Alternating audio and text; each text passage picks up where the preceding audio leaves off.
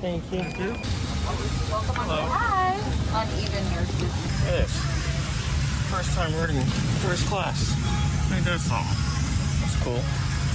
Comfortable.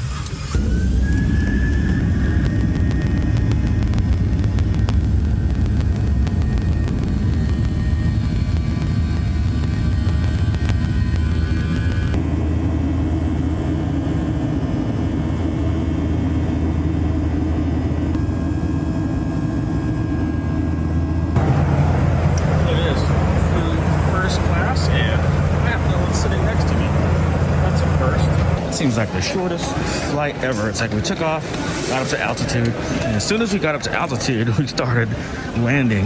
All right, oh, gotta find Josh. Ice cream! Dan, ice cream. Oh, I'm so excited right now. When does ice cream accept credit cards? He does. What? No way. Boy, what the fuck you want? Give me some chili Frito. No way. Fuck out my face. Ice cream. Ice cream. We all scream. Josh has let me take out the Audi. What do you think of this thing, Jack? It's fucking nice. Dude, aren't they nice? Dude, I got the massaging seats on. Dude. They got sport. They have different driving dynamics too. You can change on here. So dynamic being the most sporty. But you do auto, which is just changes the shift pattern. Shuts the motor off at stoplights and whatnot. But we always just leave it in dynamic. Gives you a different exhaust note too. First things first, we're gonna turn that off. We can go launch this thing. We're gonna launch it? It has launch control and everything. We're gonna launch it? Left foot brake it pretty much. Should be all the way off now. So it has launch control on it? Yep. No way. Oh yeah. Put it in drive right now. Pull back. Yeah. There you go. And then hold the brake pedal hard with your left foot. And then right down. Floor it. Floor it. Oh, gotcha. Oh, shit. If we break down out here, Josh, I swear to God. Dude, hopefully this one doesn't break down. Someone's getting slapped. It ain't me. Hey, mama. What the hell you want with? Are you surprised or what? Yeah. Oh, yeah. Dude, this thing gets off the line so good, guys. Dude, oh, my God. We're thinking about a 1.5 60 foot, right? What you're saying? Feel it over there, and you're going to be like, that's got to be like a 1.5 60 foot.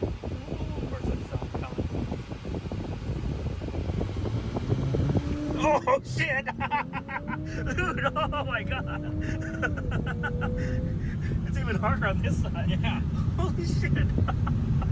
Dude, I didn't even let it build all the way up because there's a good old car coming in there, Mexico. Oh shit! But wow, Audis, wow, they launch pretty freaking hard.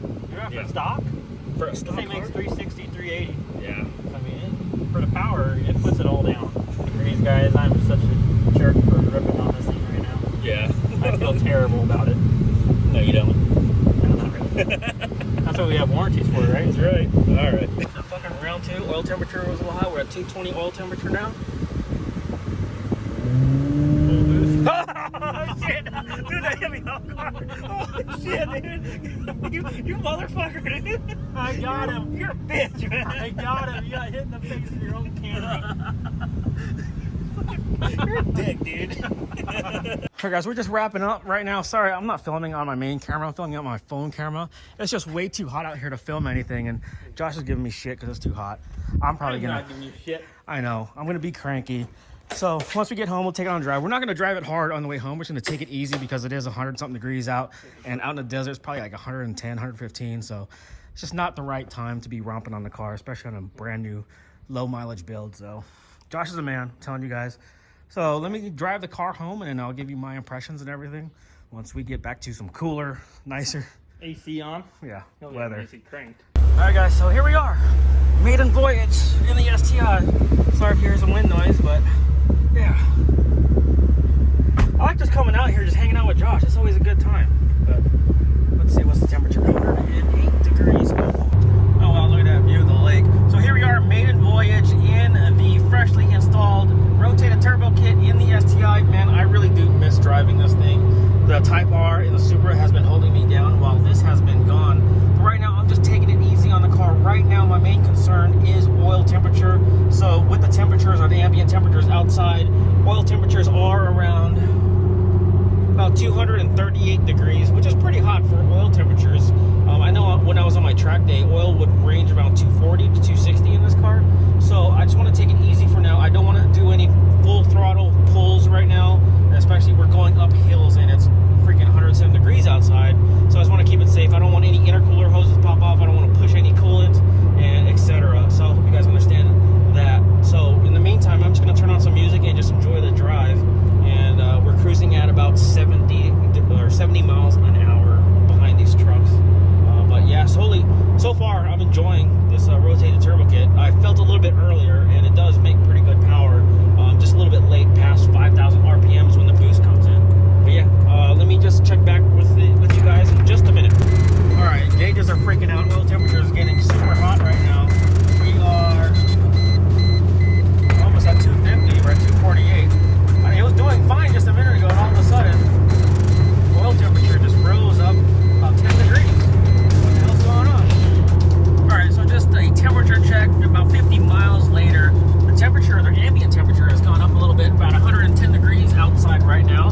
But weirdly, or oddly enough, my oil temperature has gone down. We're about 230, down from 240 a little bit earlier. I think I was just driving a little bit too fast, so I have my cruise control set at around 67 miles an hour, and I think that really helped. I was also following some trucks, so I guess there's a little bit less airflow.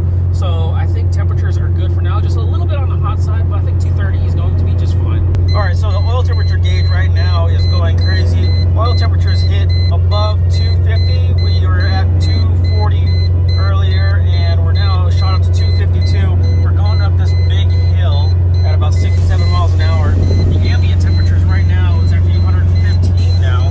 So I might have to just pull over, let it cool down a little bit. I don't want that oil temperature to get too high. All right, so we're off to get some gas. So from full tank to about a quarter of a tank, we went 244 miles, which isn't all that bad. So we're gonna fill it up with a little bit of E85.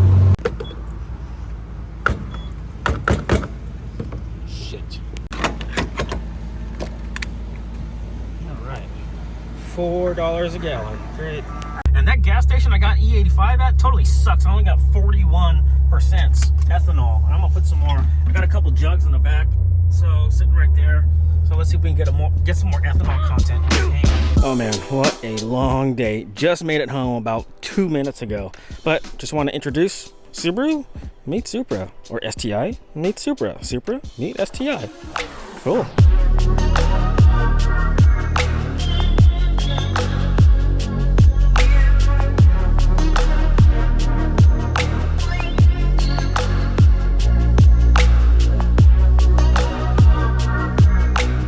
All right, so it's about 1 in the morning, just super tired from traveling all day, but something broke on the car, and I'll update you guys in the morning.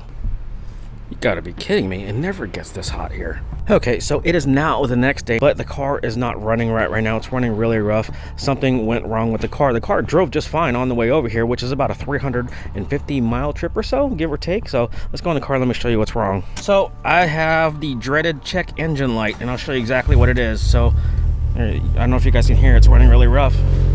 Let me turn the air on. Come on, little girl. You got it, let's go. All right, so check engine light. I've tried resetting the code and it keeps coming back. Unfortunately, the one thing that broke on this car is... All right, so let me show you exactly what's going on with the car. So car drove just fine the whole 350 miles, I think it's about 350 miles from Spokane over here to where I live. Now, I let the car sit for about a couple hours. After I got home, I was hungry, went and took a short nap. And next thing you know, I got a check engine light, which I showed you guys earlier. Well, there's a common issue with this sensor right here. So this is the Cobb flex fuel sensor. Unfortunately, when it's exposed to excessive heat, these tend to fail. So after a while, you know, I mean, I've seen a lot of reports of these failing online. So now the issue with this failing online is that it cannot read the ethanol content that is in the tank. So I have about 60% ethanol, 68% ethanol in the tank right now, and the calibration of the tune does not know that there's ethanol in the tank, so it's probably running really lean right now. So I'm way past the warranty period to claim a warranty claim on the Cobb flex fuel sensor, so I'm probably just gonna order a whole new kit, which is around $600 freaking dollars, but it is what it is. I need to get that flex fuel sensor in order to get the car up and running, because I was planning on on doing some STI stuff this week, but unfortunately, you know, it is what it is. I have no idea where I routed everything. It's probably zip tied all up in there, so that's going to be a pain in the butt. But other than that, the car ran just fine the whole way here, so no issues whatsoever. But I appreciate you guys. You know, you guys have wanted STI content to come back, but STI is now here, and something broke as soon as I got home. But anyways, it is what it is. I'm just going to order a new kit. It should be fixed. But you guys are awesome. Stay awesome, and we will talk to you guys later. More STI stuff on the way. Peace out, guys.